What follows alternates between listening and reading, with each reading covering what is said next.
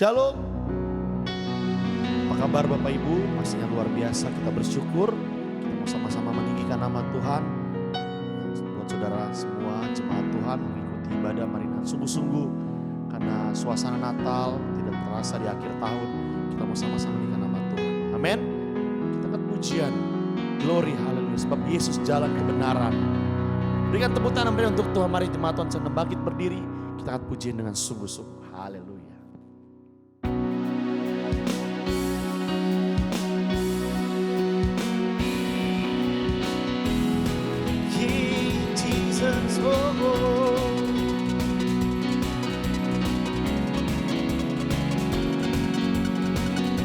Sama-sama dengan iman katakan Yesus.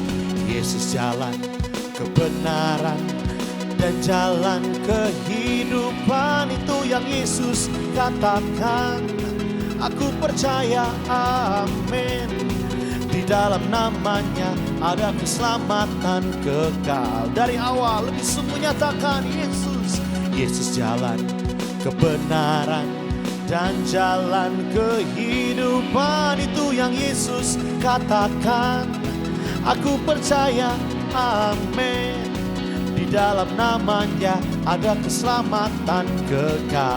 Glory, haleluya, oh, oh. Glory, haleluya. Glory, haleluya. Glory, haleluya. Glory, haleluya. Di dalam namanya ada keselamatan ke. Glory, haleluya, oh, oh. Glory, haleluya. Benar Tuhan. Glory, haleluya. Glory, haleluya. Glory, haleluya. Di dalam namanya ada keselamatan. Sama-sama dari awal lebih lagi katakan Yesus. Yesus jalan kebenaran dan jalan kehidupan, itu yang Yesus katakan. Aku percaya, amin. Di dalam namanya ada keselamatan ke. Glory, oh, glory, haleluya, amin. Glory, haleluya. Glory, haleluya. Glory, haleluya. Di dalam namanya ada keselamatan. Jemaat Tuhan saja sambil tepuk tangan kita dengan sungguh katakan glory. Glory, haleluya, yeah. Glory, haleluya. Glory, haleluya. Glory, haleluya. Di dalam namanya ada keselamatan. Lebih lagi katakan, yeah. Glory, haleluya, amin. Glory, haleluya.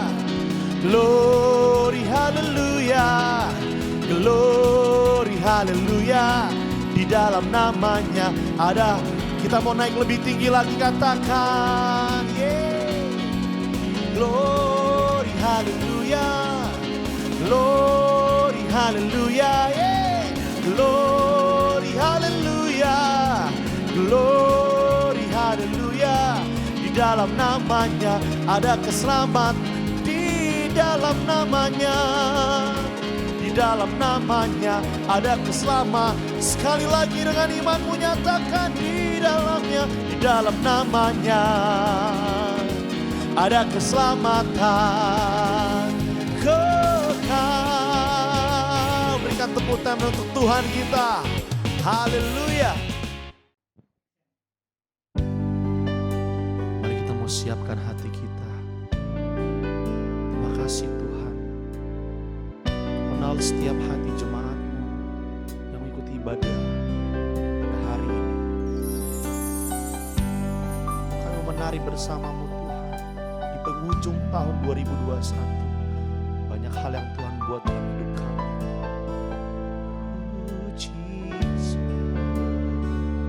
Nyatakan dengan iman kita. Menyatakan dengan iman kami. Sama-sama jemaat Tuhan. Bersyukur selalu bagi kasih-Mu di dalam hidupku.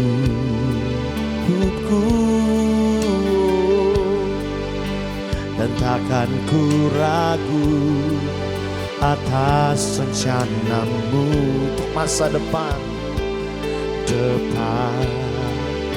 Kami mau nyatakan sebab kau Bapa, sebagai Bapa yang baik,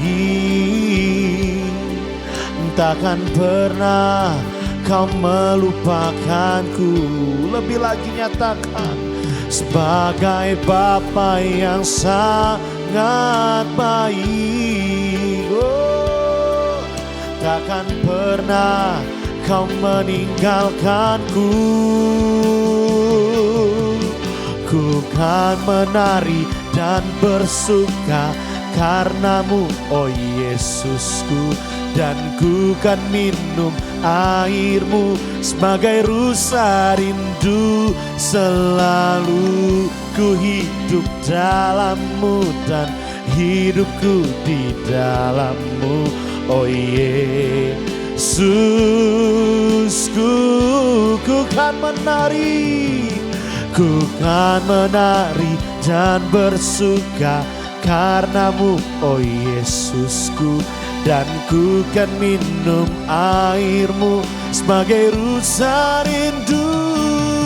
Selalu ku hidup dalammu dan hidupku di dalammu, oh Yesusku. Kau sangat ku cinta, oh Kau sangat ku cinta Tuhan. Tiada yang sepertimu. Haleluya, Yesus baik. Kami bersyukur, kami bangga punya Tuhan sepertimu. Tiada yang sepertimu. Oh, ajaib Tuhan, Engkau segalanya, Engkau segalanya. Haleluya. Kau kenal hati umatmu Tuhan hari ini, yang mengikuti ibadah pada hari ini Tuhan, yang mau nyatakan, ku kan menari, oh, ku kan menari dan bersuka karenamu, oh Yesusku, dan ku kan minum airmu sebagai rusa rindu. Selalu ku hidup dalammu dan di dalammu, oh Kita mau naik lebih tinggi lagi. Kau sangat ku cinta. Sama-sama nyatakan dari hatimu. Ku kan menari dan bersuka karenamu, oh Yesusku, dan ku kan minum airmu sebagai rusa rindu. Selalu ku hidup dalammu dan hidupku di dalammu, oh Yesus, oh Yesusku, oh Yesus.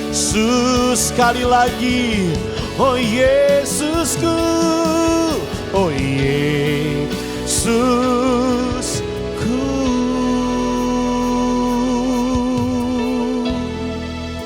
Kau sangat ku cinta.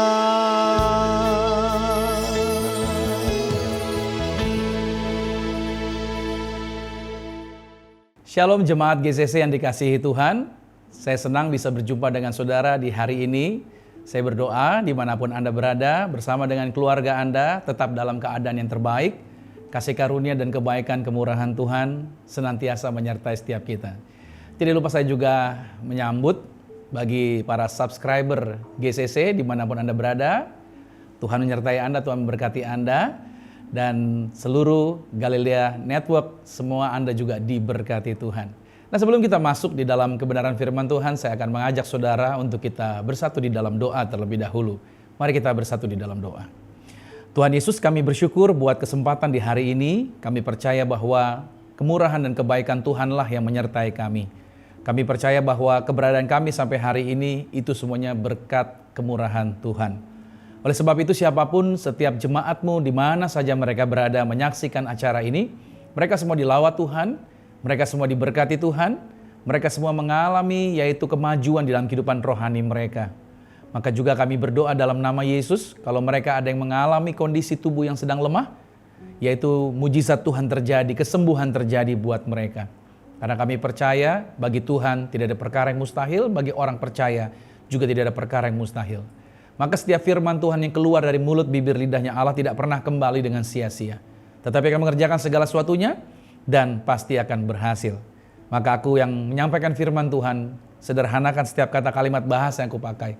Agar setiap anak Tuhan menangkap dengan jelas, mengerti dengan benar apa yang Tuhan rencanakan bagi setiap kami, bagi kehidupan kami Tuhan.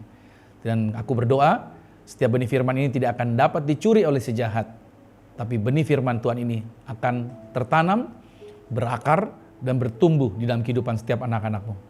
Di dalam nama Tuhan Yesus Kristus, haleluya. Amin. Nah saudara kasih Tuhan, saya percaya bahwa sebagai orang percaya, sebagai anak-anak Tuhan, kita dipanggil yaitu untuk menjadi berkat dimanapun kita berada. Ada sebuah firman yang mengatakan bahwa Anda dan saya adalah garam dan terang bagi dunia ini. Oleh sebab itu sebagai anak-anak Tuhan tentunya sudah menjadi bagian penting atau menjadi ciri utama kehidupan orang percaya adalah kehidupan mereka akan menuntun orang lain, kehidupan mereka akan menjadi berkat bagi orang lain, dan kehidupan mereka juga akan menjadi saluran-saluran yang akan membawa orang-orang datang kepada Tuhan. Nah saya mau mengajak di hari ini untuk kita membaca firman Tuhan dari Matius 13 pada ayat 24 sampai dengan ayatnya yang ke-30. Nah terkait dengan Alkitab atau Injil yang kita akan baca, maka kalau saudara punya catatan di rumah Anda boleh mencatat, yaitu judul yang saya bawakan adalah Orang Benar Tetap Bercahaya. Ya, orang benar tetap bercahaya. Mari kita baca firman sama-sama. Dari mulai ayat yang ke-24 dikatakan begini. Yesus membentangkan suatu perumpamaan lain lagi kepada mereka, katanya, hal kerajaan sorga itu seumpama orang yang menaburkan benih yang baik di ladangnya. Tetapi pada waktu semua orang tidur, datanglah musuhnya menaburkan benih lalang di antara gandum itu, lalu pergi. Ketika gandum itu tumbuh dan mulai berbulir, nampak jugalah lalang itu. Maka datanglah hamba-hamba tuan ladang itu kepadanya dan berkata, Tuan, bukankah benih baik yang Tuan taburkan di ladang Tuan? Dari manakah lalang itu? Jawab tuan itu, seorang musuh yang melakukannya. Lalu berkatalah hamba-hamba itu kepadanya, jadi maukah Tuan supaya kami mencabut lalang itu? Tetapi ia berkata, jangan, sebab mungkin gandum itu ikut tercabut pada waktu kamu mencabut lalang itu. Biarkanlah keduanya tumbuh bersama sampai waktu menuai. Pada waktu itu aku akan berkata kepada para penuai, kumpulkanlah dahulu lalang itu dan ikatlah berkas-berkas untuk dibakar. Kemudian kumpulkanlah gandum itu ke dalam lumbungku. Nah saya suka membaca firman dan saya sangat tertarik cara Yesus menjelaskan setiap ayat firman Tuhan. Bahwa seringkali Yesus memakai pendekatan dengan cara ilustrasi kepada orang-orang yang dia ajarkan. Dan ternyata saudara, mengajar orang dengan ilustrasi itu lebih mudah dalam membawa orang kepada tema yang akan kita jelaskan kepada orang tersebut. Dan teknik itu yang dipakai sebenarnya oleh para motivator, oleh para pembicara, presenter yang ada hari-hari ini. Dan ternyata itu semuanya sudah terlebih dahulu dilakukan oleh Yesus. Nah, ilustrasinya itu selalu berhubungan dengan hal-hal yang sehari-hari. Jadi lebih memudahkan sebenarnya pada waktu menjelaskan dengan ilustrasi yang biasa kita jumpai. Nah dengan pendekatan seperti ini tentunya memudahkan untuk Yesus dapat menjelaskan rencana Bapaknya bagi setiap manusia yang ada di dunia ini. Nah sejak awal kedatangan Yesus ke dunia ini, Yesus telah membawa misi, yaitu menjadi misi untuk membuka jalan agar setiap orang dapat datang kepada Bapa. Mengapa? Karena manusia itu telah kehilangan kemuliaan. Sejak mereka jatuh dalam dosa, manusia itu terpisah dari Tuhan. Dan manusia itu menjadi rentan akan segala hal yang negatif. Dan iblis terus-menerus, yaitu menekan kehidupan manusia. Nah, saya sudah pernah mengatakan bahwa sejak awal Tuhan telah meletakkan benih yang baik. Nah, kalau saudara mengikuti hari ini, ibadah ini, bersukacitalah. Kenapa? Karena sejak awal Tuhan telah menaruh benih yang baik di dalam diri saudara. Nah, aminkan bagian ini buat saudara. Nah, agar apa sih sebenarnya Tuhan taruh benih yang baik? Agar setiap kita dapat memenuhi atau dapat menggenapi setiap tujuan yang Tuhan telah tetapkan, agar tujuan Tuhan dapat terjadi secara maksimal di dalam kehidupan setiap kita. Tetapi menjadi catatan bagi setiap kita bahwa iblis itu tidak pernah berhenti untuk menghalangi pertumbuhan serta untuk menghalangi kemajuan manusia. Bahkan terhadap anak-anak Tuhan yang melayani pun, iblis juga melakukan hal yang sama. Dia hendak menghalangi agar tidak mencapai tujuan.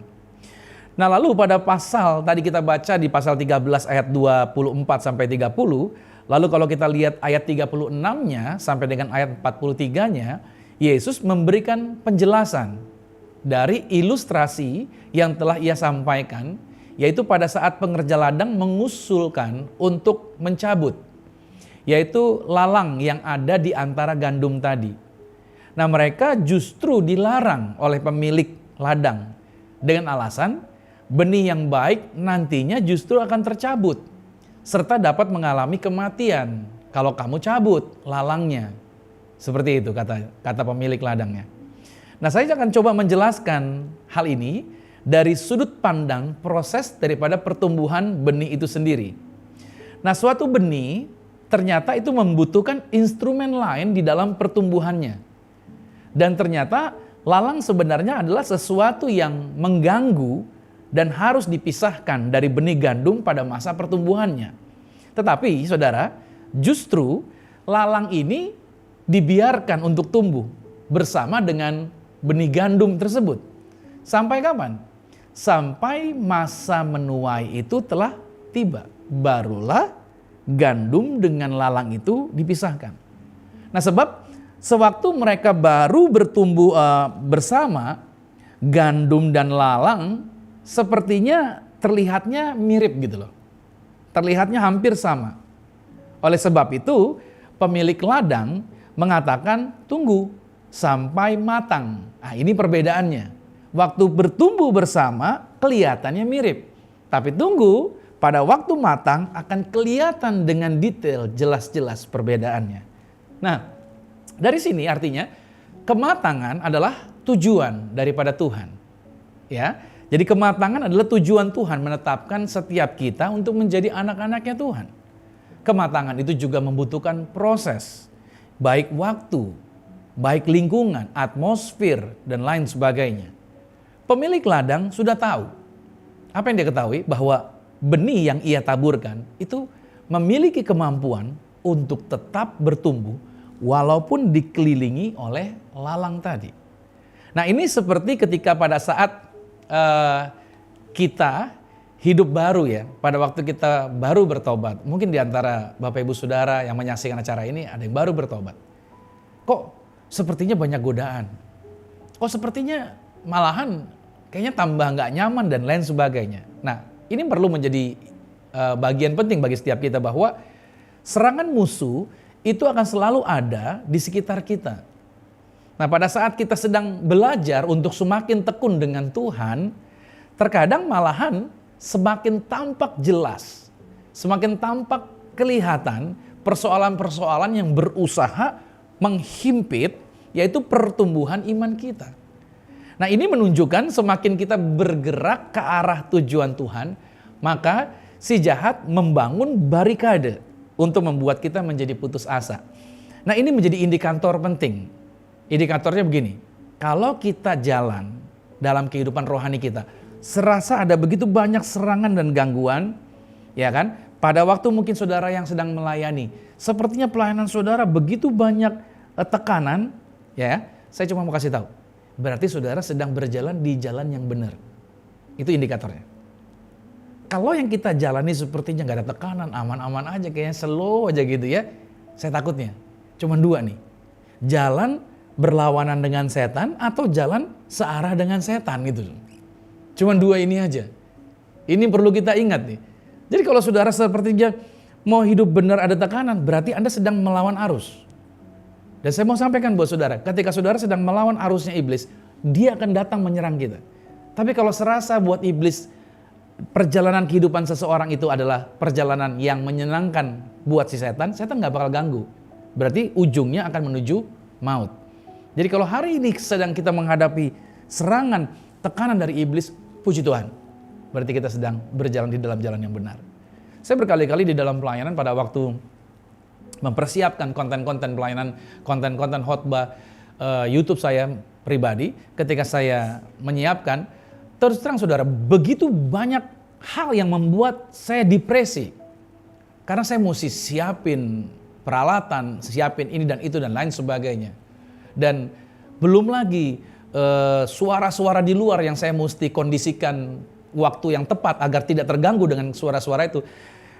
Itu membuat saya seperti susah gitu loh, mau persiapan untuk melayani. Belum lagi ketika hal-hal lain lagi yang mengganggu. Jadi sebenarnya justru pada waktu banyak gangguan seperti itu, saya menyadari bahwa apa yang kita kerjakan sedang menghancurkan kerajaan iblis. Seperti siaran seperti hari ini. Siaran ini sedang membukakan mata Anda untuk melihat kebenaran. Siaran seperti hari ini sedang membukakan mata Anda. Untuk apa? Untuk saudara berjalan di dalam kebenaran. Dan satu-satunya kebenaran itu adalah Yesus Kristus Tuhan. Makanya saudara yang kasih Tuhan, dengan siaran seperti hari ini, saudara berada dimanapun, Anda bisa mengikuti ibadah dengan baik. Anda bisa diberkati dengan luar biasa. Ini bagian daripada cahaya yang ingin Tuhan tunjukkan melalui orang-orang yang melayani, melalui siaran online seperti hari ini. Pada waktu juga saya menjadi petobat baru. Dulu, pada waktu saya baru dibaptis, saya menyadari ada tekanan-tekanan yang juga saya hadapi. Lalu ketika melayani saudara, tekanannya berbeda lagi. Waktu jadi jemaat, berbeda ketika melayani. Pada waktu jadi usher, tekanannya berbeda ketika menjadi singers. Pada waktu menjadi singers, tekanan berbeda lagi menjadi worship leaders. Pada waktu menjadi worship leaders, tekanan berbeda lagi ketika menjadi pembicara. Ya, setiap level ada tantangannya masing-masing. Nah, dari pengalaman itu saya belajar bahwa setiap tantangan, oke ya, garis bawahi, tantangan, justru itu menambah kemampuan-kemampuan yang ada di dalam diri setiap kita. Tekanan itu saudara justru memunculkan yang namanya potensi di dalam diri Anda dan saya. Jadi jangan pernah alergi dengan tekanan. Jangan pernah alergi dengan yang namanya persoalan. Karena semua itu justru akan memunculkan kehebatan yang tersembunyi di dalam diri kita. Saya awalnya bukan orang yang berani berdiri khotbah di depan orang seperti hari ini. Saya itu pemalu, introvert. Seorang introvert saudara boleh cek sama orang psikolog. Berarti orang seperti saya ini modelnya nggak cocok kerja sebagai seorang presenter atau sebagai seorang motivator atau sebagai seorang yang berdiri public figure di depan orang. Karena saya lebih cenderung takut untuk melihat mata orang. Tapi hari ini saya bisa berdiri di hadapan saudara. Saya bisa menyampaikan firman Tuhan. Saya bisa mempresentasikan Alkitab. Saya bisa mengajak orang untuk percaya kepada Tuhan Yesus. Why? Kenapa demikian? Ini saya katakan, tekanan itu telah memunculkan kemampuan yang hebat yang sebenarnya Tuhan telah taruh. Itu yang saya katakan, benih yang baik sudah ada di dalam diri setiap kita. Tuhan sayang sama saudara. Mungkin dunia yang mengatakan kepada Anda buruk, mungkin Anda bermasalah, mungkin Anda orang yang tidak baik. Orang-orang yang mengatakan itu kepada Anda, tapi tidak Tuhan. Tuhan tidak pernah mengatakan Anda tidak baik. Tuhan mengatakan Anda unik dan Anda berharga di matanya Tuhan. Ada amin. Oleh sebab itu saudara, bersukacitalah ketika ada tekanan. Justru itu akan memunculkan hal-hal yang hebat di dalam diri kita. Termasuk sekarang ketika saya dibawa untuk menjadi pastor leader. Ketika saya dibawa untuk menjadi gembala sidang. Itu bertambah lagi pergumulannya. Tetapi itu tidak membuat saya menjadi surut. Atau berhenti. Pudar. Melainkan tantangan ini malahan membuat saya semakin mengalami kemajuan dan semakin bercahaya. Ada amin. Ya, itu yang saya suka ketika ikut Tuhan. Tuhan gak pernah mengecewakan. Tuhan menjaminkan yang luar biasa. Manusia bisa mengecewakan. Tidak dengan Tuhan. Tuhan selalu hiburkan saya dalam hari-hari yang saya hadapi. Nah, dalam masa sekarang ini, kita menghadapi situasi yang tidak mudah. Dan tahun 2021 sebentar lagi akan kita akhiri. Tetapi sepertinya saudara, pandemi tampaknya belum juga berakhir. Ditambah juga ada berita mutasi varian terbaru dari Afrika Selatan yang bernama Omicron. Ya kan, ini menambah rentang waktu usia pandemi di dunia ini, saudara. Nah, kita semua mungkin berharap ya, melepas tahun ini setidaknya ada kemajuan yang akan terjadi. Nah, kenyataannya orang-orang justru menjadi kerepotan bukan oleh virusnya sebenarnya, melainkan oleh peraturan-peraturan yang akan ditimbulkan setelah varian itu muncul. Nah, salah satu peraturan yang akan muncul tentunya, misalkan anak-anak yang sudah sekolah, mungkin harus yang sudah sekolah onsite harus di-online-kan lagi. Atau juga mereka yang tadi kerja harus dirumahkan lagi kerjanya, ibadah dan belanja mungkin harus dari rumah kembali. Nah, artinya saudara, ternyata masalah akan selalu ada. Ya, masalah akan selalu tampak. Dan jujur saya mau katakan memang itu bagian yang akan selalu kita hadapi. Lalu, apakah kita sebagai anak-anak Tuhan harus menjadi lemah gitu ketika kita dikelilingi oleh begitu banyaknya persoalan? Nah, saya teringat pada perkataan firman Tuhan pada saat kita berhadapan dengan masalah, justru seharusnya kita bukan menangis. Pada waktu kita berhadapan dengan persoalan, harusnya kita berbahagia. Dalam Yakobus pada pasal yang pertama ayat yang kedua sampai dengan ayat yang keempat dikatakan begini. Saudara-saudaraku, anggaplah sebagai suatu kebahagiaan apabila kamu jatuh ke dalam berbagai-bagai pencobaan. Sebab kamu tahu bahwa ujian terhadap imanmu itu menghasilkan ketekunan. Dan biarkanlah ketekunan itu memperoleh buah yang matang, supaya kamu menjadi sempurna dan utuh, dan tak kekurangan suatu apapun. Tuhan ingin Anda tetap berbahagia di tengah segala pencobaan yang sedang Anda hadapi.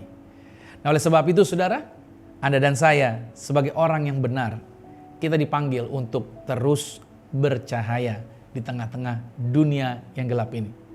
Nah, pertanyaannya adalah bagaimana langkah-langkah orang benar agar tetap bercahaya di dalam masa yang sukar? Ya, yang pertama ini dia, yaitu berfokus pada Tuhan. Tetap fokus pada Tuhan. Sama-sama katakan dengan saya, fokus. Ya, berfokuslah pada Tuhan. Habakuk 2 pada ayat yang pertama dikatakan, aku mau berdiri di tempat pengintaianku dan berdiri tegak di menara. Aku mau meninjau dan menantikan apa yang difirmankannya kepadaku dan apa yang akan dijawabnya atas pengaduanku. Nah, pada saat kita mulai berdiam, menantikan Tuhan, di saat-saat situasi seperti hari ini sedang kita hadapi, justru sebenarnya saudara, seperti inilah suara Roh Kudus menjadi lebih jelas dari biasanya. Kita jadi lebih detail dalam mendengar suara Tuhan dibandingkan pada saat kita sedang sibuk dengan segala aktivitas kita. Dulu sebelum adanya pandemi tentunya kita terlalu sibuk bergerak kemana saja. Mungkin kita untuk duduk diam, gak mungkin kita duduk diam, pasti kita bergerak terus. Tapi dengan masa pandemi yang sudah berjalan mau hampir 2 tahun saudara, tentunya kita lebih banyak berdiam waktu kita. Justru sebenarnya ini adalah waktu yang tepat atau momen yang tepat. Untuk apa? Untuk kita belajar mendengar suara Roh Kudus untuk menjadi lebih jelas lagi. Dalam Matius 6 pada ayat yang ke-6 dikatakan, tetapi jika engkau berdoa, masuklah ke dalam kamarmu, tutuplah pintu, dan berdoalah kepada Bapamu yang ada di tempat tersembunyi. Maka Bapamu yang melihat yang tersembunyi akan membalasnya kepadamu.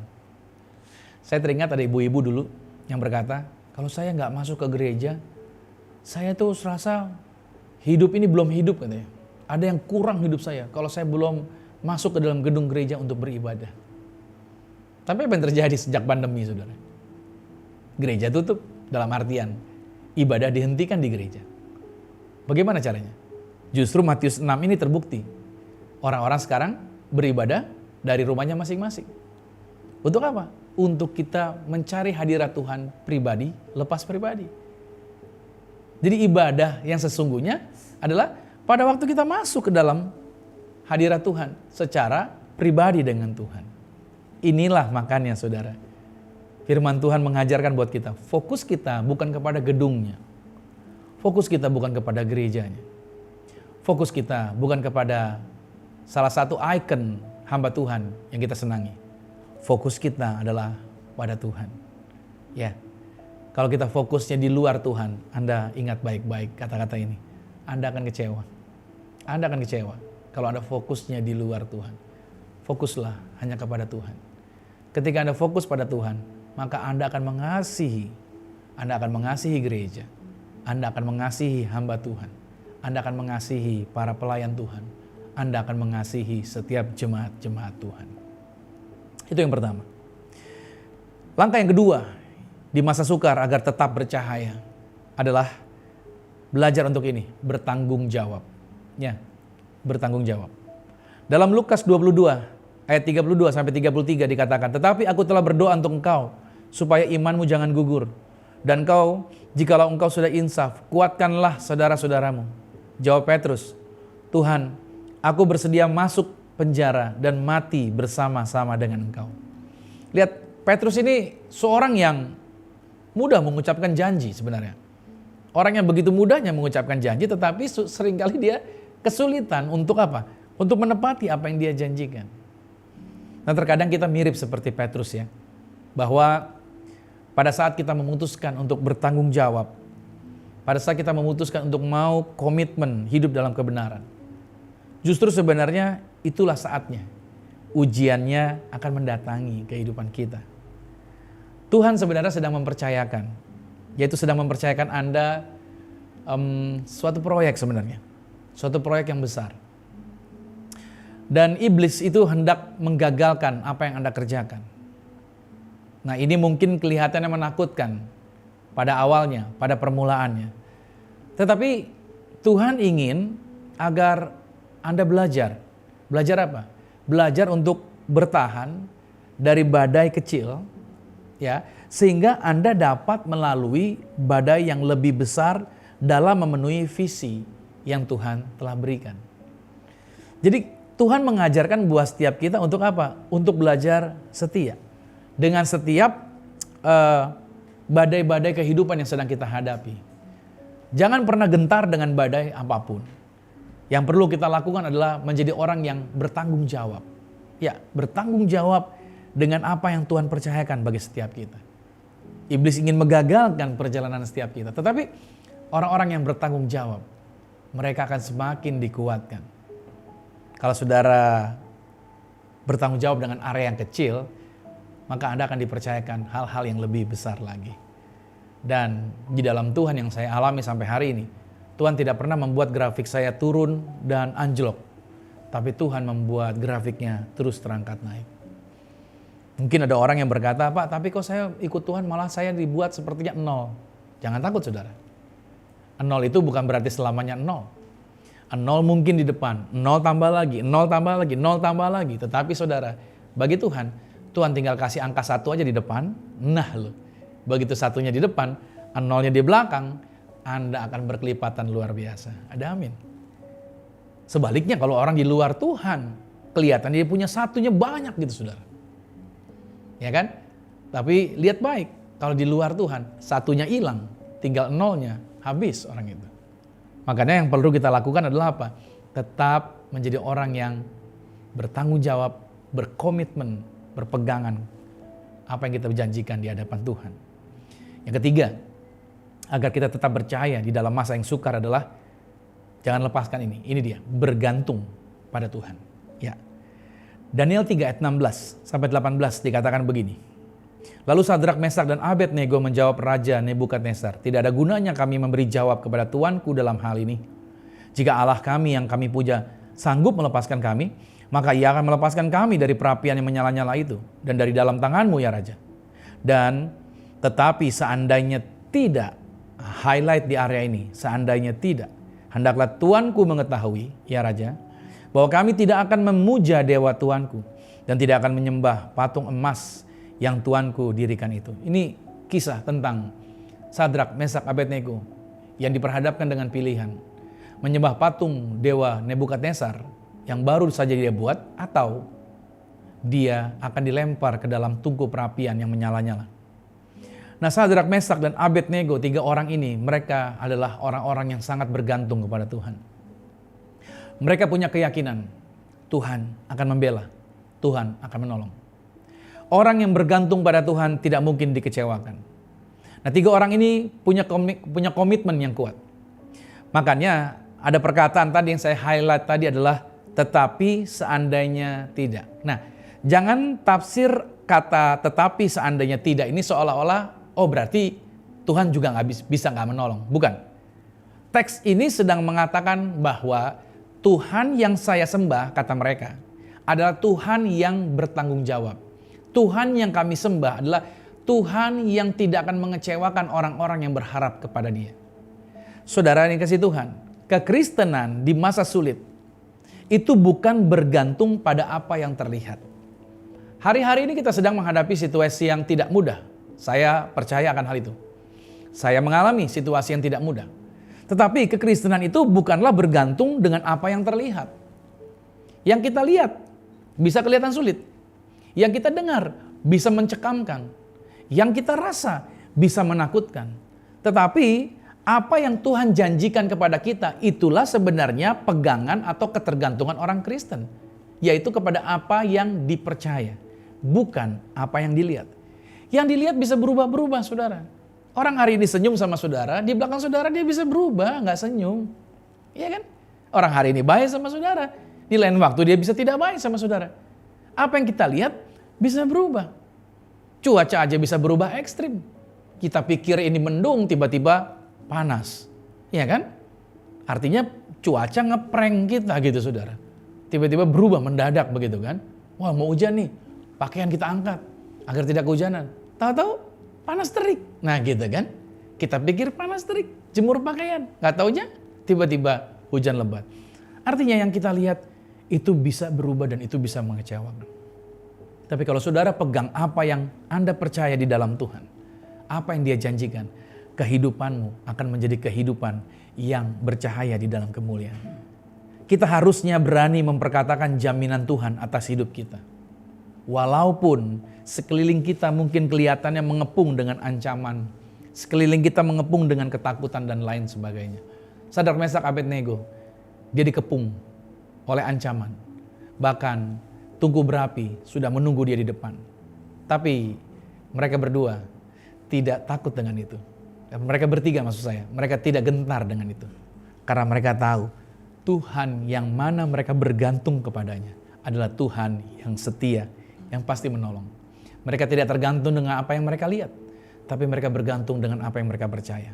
Hari ini saya mau ajak saudara, bergantunglah dengan apa yang saudara percaya, bukan kepada apa yang Anda lihat. Dalam 2 Korintus pada pasal 5 ayat yang ke-7 dikatakan, sebab hidup kami ini adalah hidup karena percaya, bukan karena melihat. Yang terakhir, yang keempat, agar orang benar tetap bercahaya adalah teruslah belajar. Ya, teruslah belajar.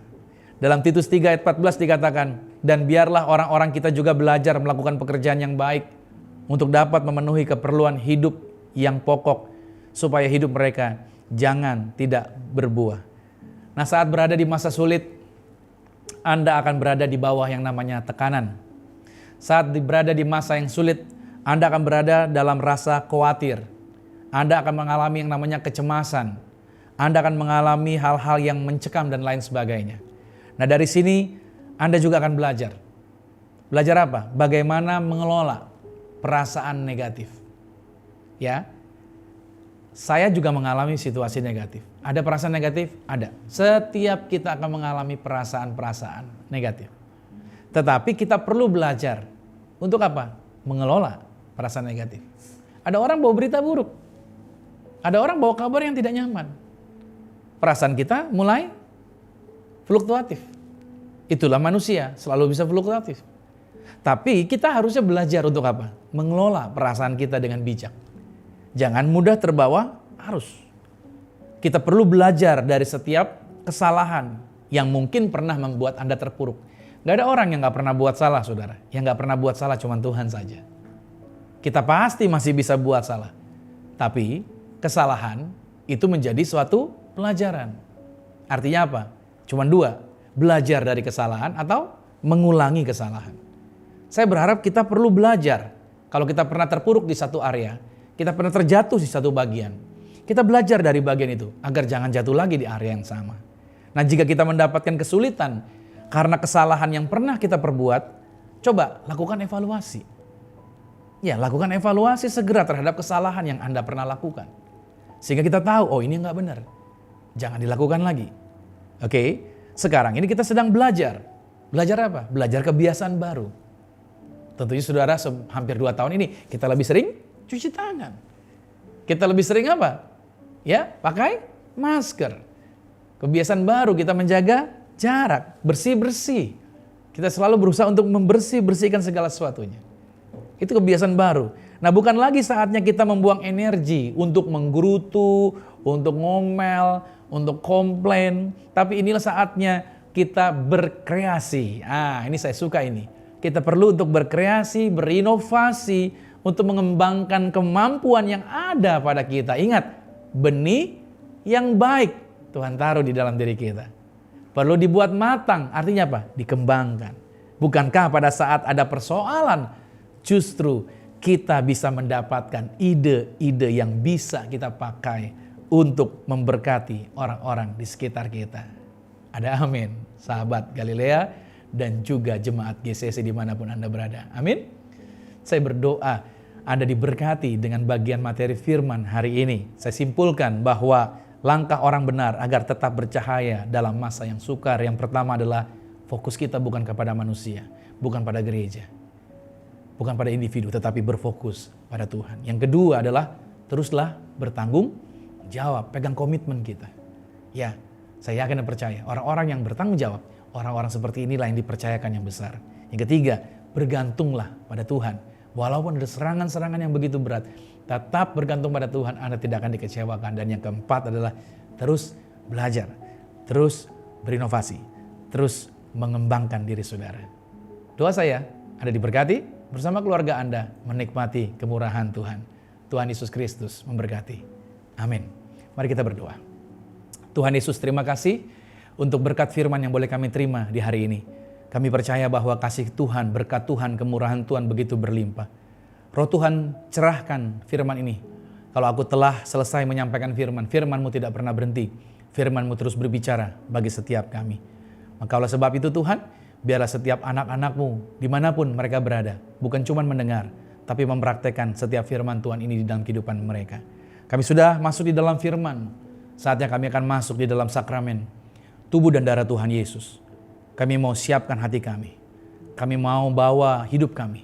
Kami mau persembahkan dan kami mau mengingat kembali apa yang Yesus telah selesaikan di atas kayu salib 2000 tahun yang lalu. Melalui sakramen tubuh dan darah Tuhan Yesus. Dalam nama Tuhan Yesus Kristus. Haleluya. Amin. Bapak Ibu, kita sudah diberkati oleh kebenaran firman Tuhan yang menguatkan kita. Tiba saatnya kita akan memberikan yang terbaik untuk pekerjaan Tuhan di tempat ini. Layar kaca Bapak Ibu sudah nomorkan yang tertera. Mari memberikan dengan yang terbaik untuk pekerjaan Tuhan, untuk kemuliaan nama Tuhan. Bapak Ibu Saudara, kita akan masuk di dalam sakramen tubuh dan darah Tuhan Yesus. Saya berharap Bapak Ibu Saudara dari tempat Anda masing-masing sudah menyiapkan yaitu roti dan anggur ini, dan kita akan bersatu di dalam sakramen tubuh dan darah Tuhan Yesus. Mari kita mau angkat pujian terlebih dahulu. Dari tempat Anda masing-masing, kita mau menyembah Tuhan. Oleh kuasa darah-Mu, Kau telah tebus dosaku. Kekudusan-Mu melingkupiku. Kasih-Mu mengalir memulihkan hidupku. Sungguh besar anugerah-Mu, Kau selamatkan hidupku. Ku menjadi ciptaan yang baru oleh kuasa darah-Mu, oleh kuasa darah-Mu, oleh kuasa darah-Mu, Kau telah tebus dosaku. Kekudusan-Mu melingkupiku, kasih-Mu mengalir memulihkan hidupku. Sungguh besar anugerah-Mu, Kau selamatkan hidupku. Ku menjadi ciptaan yang baru oleh kuasa darah-Mu. Ku menjadi ciptaan yang baru oleh kuasa darah-Mu.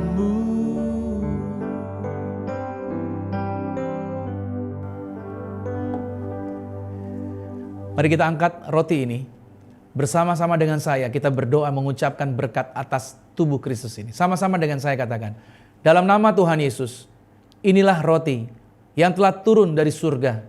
Inilah tubuh Tuhan Yesus Kristus. Tubuh yang tergantung di atas kayu salib. Yang pertama, memberikan kami bersama dengan keluarga kehidupan yang kekal di dalam kerajaan sorga. Untuk menyempurnakan agar tubuhku selalu sehat sempurna. Kami mengucap syukur, tubuh-Mu yang terpecah, tubuh-Mu yang tertikam, tertombak di atas kayu salib, memberikan kami kesembuhan, memberikan kami mujizat, menang atas virus-virus, menang atas segala penyakit berbahaya. Bahkan kami tidak akan terkapar di meja operasi, tidak akan terkapar di rumah sakit. Dalam nama Tuhan Yesus, inilah roti yang telah turun dari surga, inilah tubuh Tuhan Yesus Kristus. Mari kita makan tubuh Tuhan Yesus Kristus.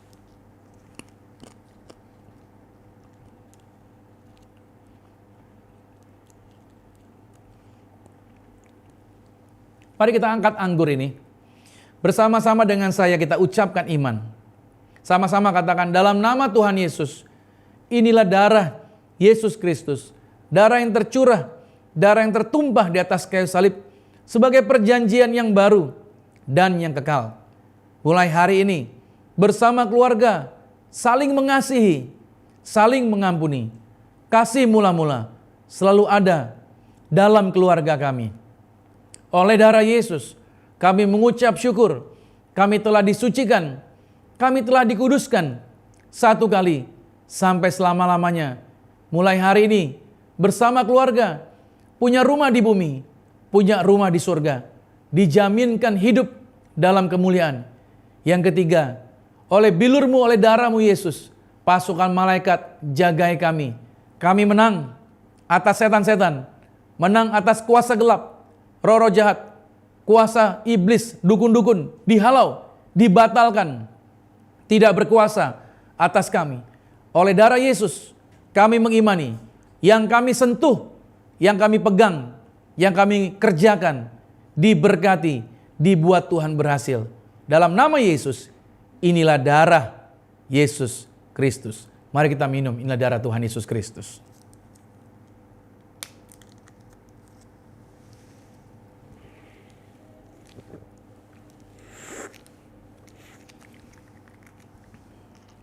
Bapak Ibu Saudara, Anda masing-masing boleh mengucap syukur terlebih dahulu untuk tubuh Yesus, untuk darah Yesus. Sambil kita mau angkat pujian ini kembali, kita mengucap syukur untuk korban tubuhnya, untuk curahan darahnya, atas apa yang Yesus telah buat. Oleh kuasa darah-Mu, Kau telah tebus dosaku. kekudusan-Mu melingkupiku, kasih-Mu mengalir memulihkan hidupku. Sungguh besar anugerah-Mu, Kau selamatkan hidupku. Ku menjadi ciptaan yang baru oleh kuasa darah-Mu. Oleh korban tubuh-Mu, oleh curahan darah-Mu Tuhan, kami mengimani, kami percaya mujizat Tuhan telah terjadi. Di masa sulit sekalipun, di masa sukar sekalipun, ada Tuhan yang buka jalan bagi kehidupan kami. Berkati setiap anak-anak-Mu, berkati para jemaat GCC, berkati sahabat Galilea, para subscriber Galilea Network dimanapun mereka berada. Roh Tuhan jamah mereka, kemuliaan Tuhan menjamah mereka, kemuliaan Tuhan memberkati mereka. Kami percaya kasih karunia anugerah pertolongan Tuhan tidak pernah berhenti atas kehidupan kami. Terima kasih Tuhan Yesus buat firman-Mu. Terima kasih Tuhan Yesus buat tubuh dan darah-Mu. Terima kasih Tuhan Yesus buat hadirat-Mu, buat kesempatan yang boleh kami terima, yaitu di saat hari ini. Kami percaya Tuhan, anugerah-Mu, kebaikan-Mu, kemurahan-Mu berlimpah atas setiap kami. Aku berdoa dalam nama Tuhan Yesus, berkati hari-hari mereka sepanjang seminggu ke depan. Berkati apa yang mereka pegang kerjakan diberkati berhasil. Maka juga berkati setiap doa-doa mereka. Apa yang mereka harapkan, rindukan, digenapi pasti berhasil. Aku juga berdoa berkati Gembala GCC, Bapak Pendeta Rusli Monoarfa, berkati senantiasa. Kasih karunia Tuhan menyertai bersama dengan keluarga. Atas kesempatan yang dipercayakan hari ini buat aku menyampaikan firman Tuhan, berkati kembali GCC dalam pertolongan Tuhan, Galilea Network dalam berkat Tuhan. Kami percaya Tuhan Yesus Kristus, anugerah-Mu ada bersama dengan setiap pribadi bahkan atas gereja ini. Terima kasih Tuhan Yesus, dan kalau sebentar kami akan mengakhiri, kami juga akan menerima berkat-berkat Tuhan. Kekasih Kristus, mari arahkan hati, aminkan setiap berkat ini menjadi milik setiap kita. Diberkatilah engkau di dalam usahamu, diberkatilah engkau dalam pekerjaanmu, diberkatilah engkau di dalam studi sekolah kuliahmu, dan diberkatilah engkau di dalam pelayananmu. Apa saja yang kau pegang kerjakan di dalam kekudusan, ingatlah perkara ini, Tuhan Yesus Kristus pasti buat kau berhasil. Diangkat Tuhan kau naik ke atas bukan turun, jadi kepala bukan ekor. Aku berdoa sepanjang minggu bulan bahkan tahun ini merupakan minggu bulan tahun yang penuh berkat. Agar siapapun tinggal dengan kau pasti diberkati, keluargamu diberkati, orang tuamu diberkati, saudara-saudarimu diberkati, rumah tanggamu berbahagia. Maka terimalah berkat anugerah dari Bapa di surga, cinta kasih di dalam Yesus Kristus, kekuatan penghiburan di dalam kuasa Roh Kudus, menyertai mengurapi setiap kita mulai saat ini, sampai Tuhan Yesus datang menjemput Anda dan saya, keluargamu dan keluarga aku, kita semuanya sama-sama menjadi warga kerajaan sorga. Yang percaya sama-sama saya katakan, amin. Puji nama Tuhan. Sampai jumpa lain waktu, dan Tuhan Yesus Kristus memberkati kita semua. Amin.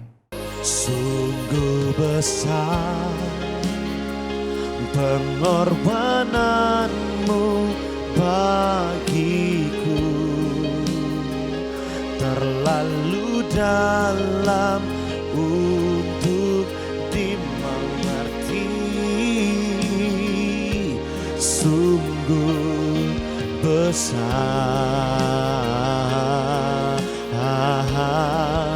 sungguh indah yang kau pikirkan tentangku,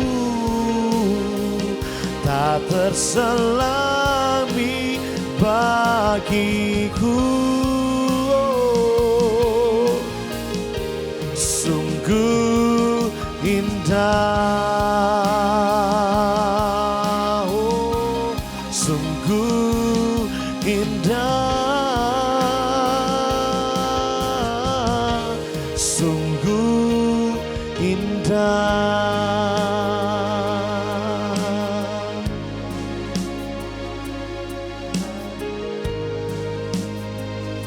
Puji Tuhan, ibadah kita telah selesai. Tuhan memberkati setiap kita yang mengikuti dari awal, pertengahan hingga akhirnya. Kiranya Tuhan Yesus memberkati. Haleluya.